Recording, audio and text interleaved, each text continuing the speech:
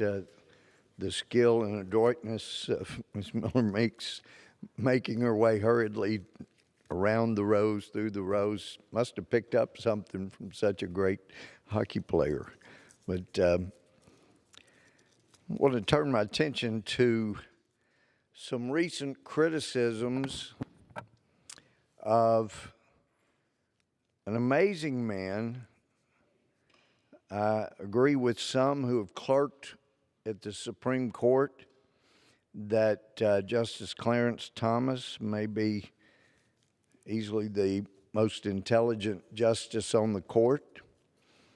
That fact actually turned him from his days at Yale Law School. Actually, he started Harvard for, I think, a day or so, but he felt like Harvard was too conservative, so he dropped out, applied to Yale, and was pleased it seemed more liberal in its thinking.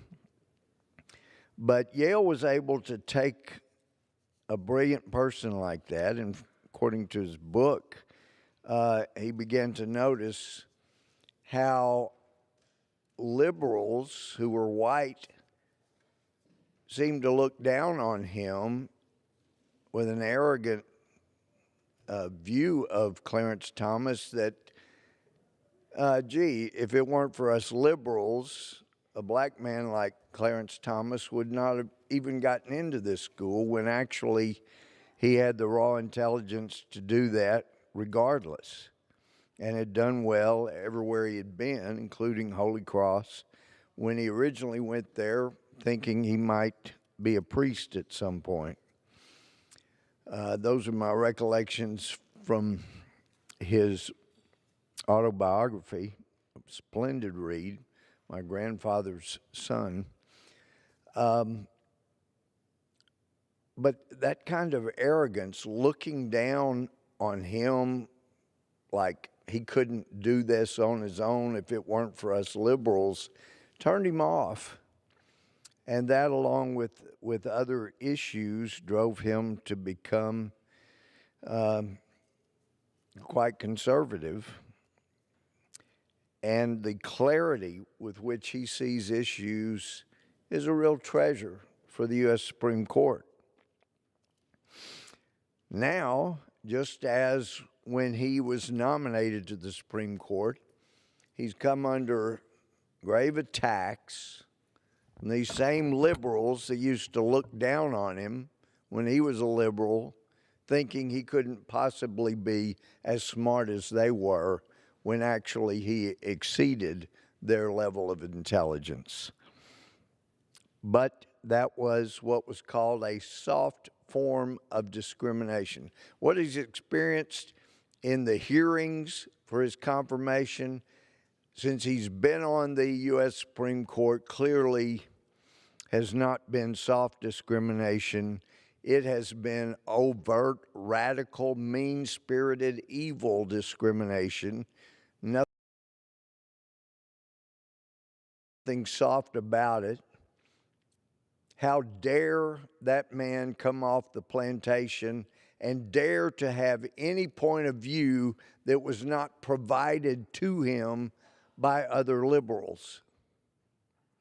Man thinks for himself, and he is brilliant. And these same liberals that are now coming after him seek not only to discriminate against him because he's a black conservative who's brilliant, but they also want to assert a marriage penalty against him because his wife also thinks for herself.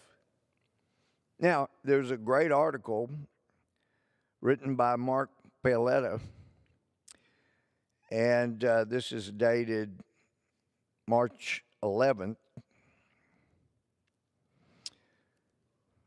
I won't go through the whole article, but he says, D.C. Circuit Judge Nina Pillard, for example, voted not to rehear a case rejecting President Trump's refusal to produce his tax returns in response to a congressional subpoena. That was exactly what her husband, the ACLU's litigation director, advocated in an article reviewing the lower court decision. Now, Justice Thomas is being told he needs to recuse himself because he has a wife who thinks for herself. We can't have that, these liberals say.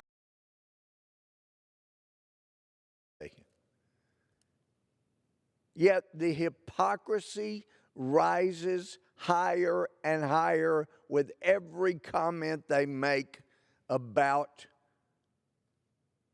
Justice Thomas and or his wife. Ninth Circuit Judge Stephen Reinhart, a liberal icon, participated in a case even after his wife, the chief of an ACLU chapter, commented on the lower court opinion. Her ACLU chapter even submitted a brief to the district court.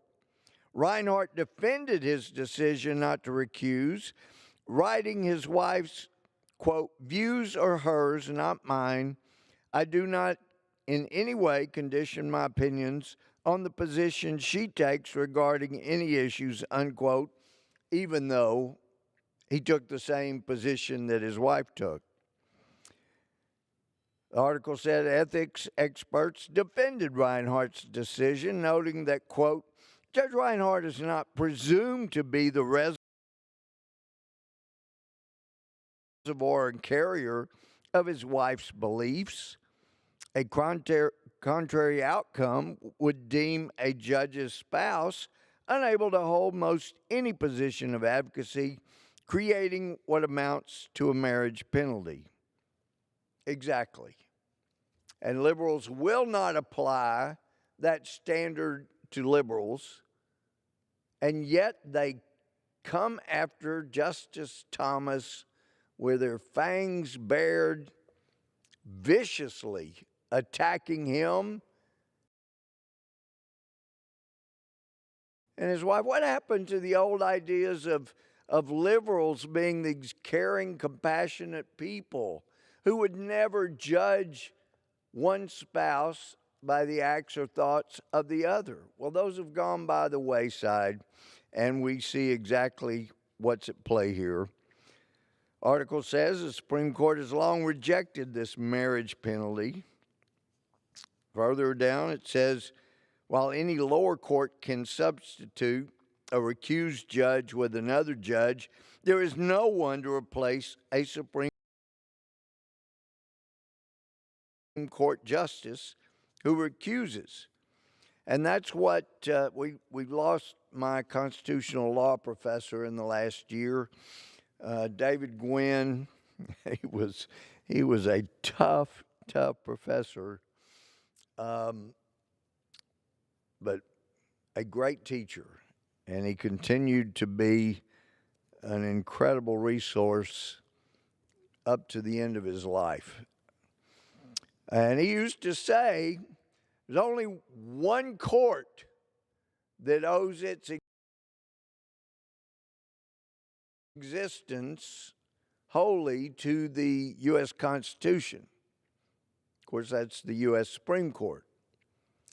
All other courts, as he would say, rely completely on the auspices of the Congress for their existence, for their continued existence, and for their jurisdiction. So it is interesting to look at this, and it's a great point that is being made by some scholars. Since the Supreme Court is set up as a separate branch, that's actually the one that Congress does not have authority to set up rules for recusal for the Supreme Court. This article